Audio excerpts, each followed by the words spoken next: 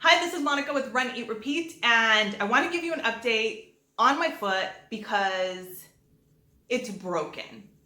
It is broken.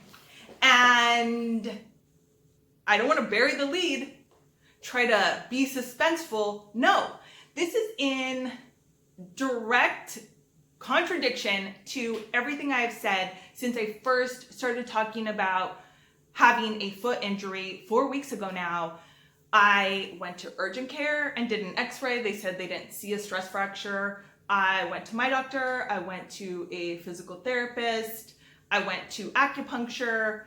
I went to active release therapy with a chiropractor who works with a ton of athletes. And I have been diligent about Epsom salt baths, doing, those little foot strengthening exercises where you grab the towel, you inch it. I haven't tried to run once since it first started to hurt. I have done ice. I have done elevation. It's been challenging to do compression because it was so swollen for so long. I've done anti-inflammatories. I have done rest. And I had to insist and pay a lot of money for an MRI and really be an advocate for myself. And I'm going to go into more the step-by-step of how the entire process happened, because I think it's important to know how, just my experience, because everyone's body is different, but kind of all of those steps that I had to go through on the Run, Eat, Repeat podcast. But I feel like it's a long story. I just wanted to update you because I have been wrong on all these previous posts and videos and podcasts and Q&As, all of that. My foot, after getting the MRI, we got the results, literally saying, when I went to go get the MRI, I was talking to the chiropractor and he's like, fingers crossed, it's a normal MRI, the results are just a normal foot, it's a little whatever, inflamed from tendonitis or something, but that's it. We thought worst case scenario, it would be a stress fracture. And it turns out it was a complete fracture. It's a complete break of my second metatarsal. I was shocked. I think he was shocked. I'm super frustrated because I don't understand how that happened, since I get that stress fractures don't show up on an x-ray, but this was a complete fracture. How was that missed?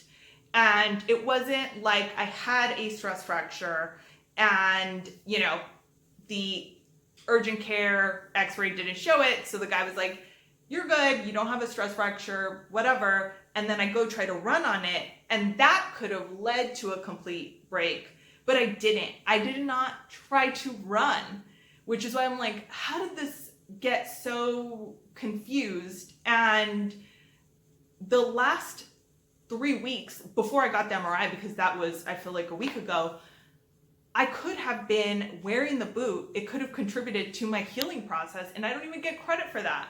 So I went to an orthopedic surgeon. Since I have gotten the MRI results, he was like, yep, it's broken.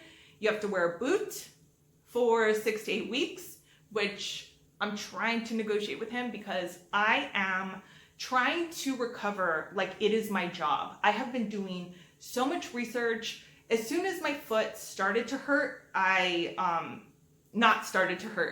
when it went from 0 to 60 and I couldn't walk anymore and I realized I couldn't run, I thought maybe it might be a stress fracture. I have been torn this entire time, and again, I will tell the kind of long version of the story on the Run, Eat, Repeat podcast so that you can run and listen to the story or do whatever you do when you listen to podcasts.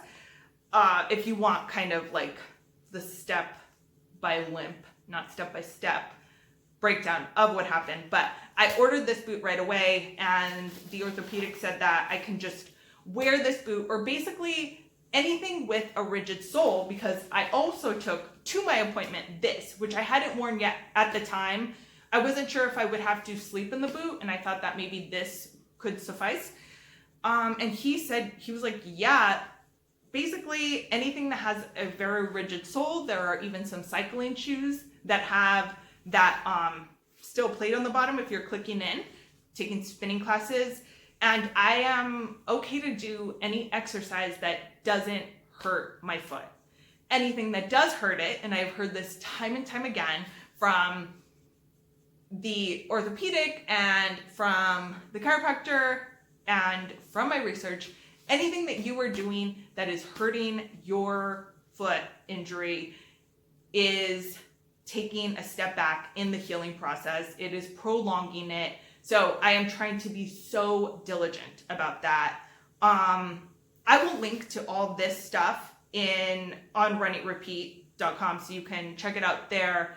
I don't know if I'm in love with this one. I think I'm gonna actually get another one because it kind of scratches my ankle when I put it on.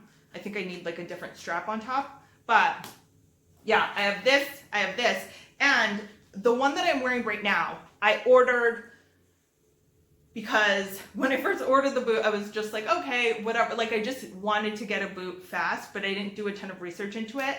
And this one has a protective top. And someone pointed out, they were like, well, the break is kind of like making, like the pain is mostly in the top of your foot. And that part is completely vulnerable in that boot. And this one was supposed to be a little lower profile. And again, I'm just gonna link to this so that I don't have to hold my foot up in your face.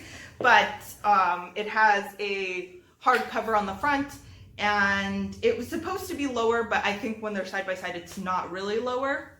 What are you gonna do?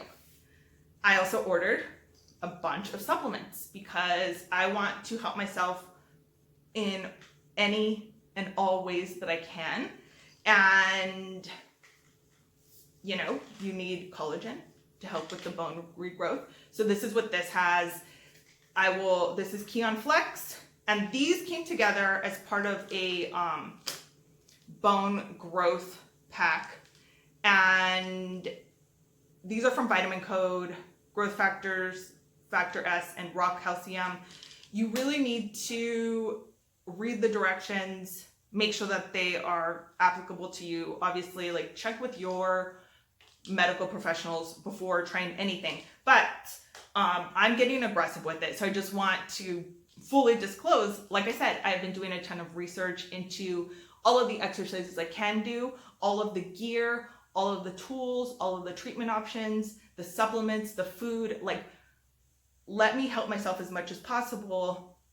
There are elite athletes, professional athletes that heal super quickly, and they just have these resources and they are pursuing all of these things. People are telling them, you know, they have all this information. So I've been trying to get it and use it to the best of my ability. And this is another one.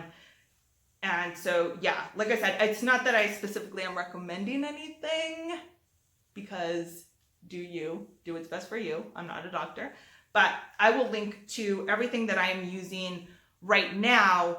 I also ordered one of those, like, as soon as I got the diagnosis, I got crazy, a little too crazy, because I ordered that iWalk crutch, thinking that I might need crutches, which I don't. So I'm going to return that. And yeah, I want to be really smart about this. I want to help myself heal and recover as quickly as possible, while obviously being respectful of like the healing process. And I just wanted to update you because, like I said, when I first said I was hurt, I had went to all of those appointments and had a different diagnosis. So I've directly said like, oh, well, good news, it's not broken. And it turns out it is. So that is the update on my broken foot. Let me know if you have any questions, if you have suggestions, if you have magical hacks, if you have magical beans that I can eat or plant or sell, or will take me to an alternate universe that will help heal this faster. I'm completely open-minded right now. And yeah, make sure that you subscribe to this channel and let me know if you have any other questions. Thanks for watching.